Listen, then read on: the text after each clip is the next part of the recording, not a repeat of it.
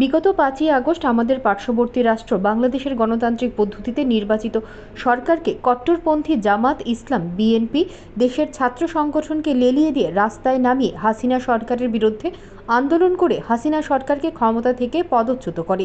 পরবর্তী সময়ে যেভাবে বাংলাদেশে অরাজকতা নামিয়ে আনে, সেই অরাজকতার ফলে সে দেশের 5 থেকে 6 জন সাংবাদিককে নিহত করে, মোট 10 থেকে 12 জন সাংবাদিককে আহত করে। পরবর্তী সময়ে বাংলাদেশ প্রেস ক্লাব থেকেও 51 জন সাংবাদিককে বহিষ্কার করার প্রতিবাদে আজকে সারা রাজ্যের সাথে ধর্মনগরের সমস্ত সাংবাদিক সম্মিলিতভাবে জেলা শাসকের অফিস প্রাঙ্গণে মৌন প্রতিবাদ জানায়।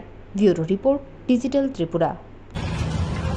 কট্টরপন্থী জামাত ইসলাম এবং বিএনপি মদতপুষ্ট সংরক্ষণ ইস্যুকে সামনে নিয়ে যেভাবে স্টুডেন্টকে ময়দানে নামিয়ে দিয়ে হাসিনা একটা গণতান্ত্রিক পদ্ধতিতে নির্বাচিত হাসিনা সরকারকে পদত্যাগ করিয়ে যেভাবে বাংলাদেশে অরাজকতা সৃষ্টি করেছে ওরা, সেই অরাজকতা যে বর্বরতার আকার নিয়েছে, সেখানে আমাদের গোটা 5 সাংবাদিক নিহত হয়েছেন এবং গোটা 10 সাংবাদিক এখন পর্যন্ত আহত হয়েছেন এবং 51 জন সাংবাদিককে বাংলাদেশ প্রেস ক্লাব থেকে বহিষ্কার করার সিদ্ধান্ত নিয়েছেন।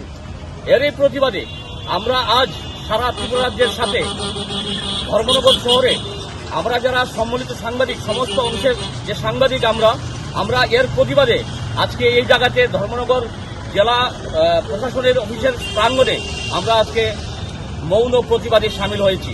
আমাদের এই প্রতিবাদ বাংলাদেশের নিহত সাংবাদিকদের উদ্দেশ্যে। নমস্কার।